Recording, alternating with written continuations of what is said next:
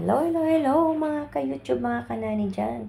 Kumusta po ang lahat? Welcome back to my channel, LGD's Nani TV. Ayan, gawa po tayo ng chicken breast tocino.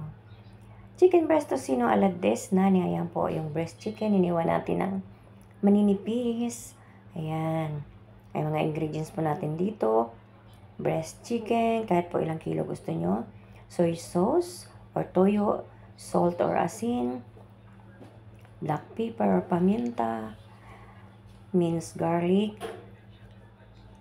ayan, asukal, at syempre seasoning, kahit anong gusto nyong seasoning, magisarap, or ano pa man, pangpalasa. Ayan, lagay natin lahat ang mga sangkap at babad natin ang ating mga hiniwang maninipis na karne ng manok. Ayan guys, napakasimple lang pong gawin. At gusto nyo may kulay, lagyan nyo po ng red color or food coloring.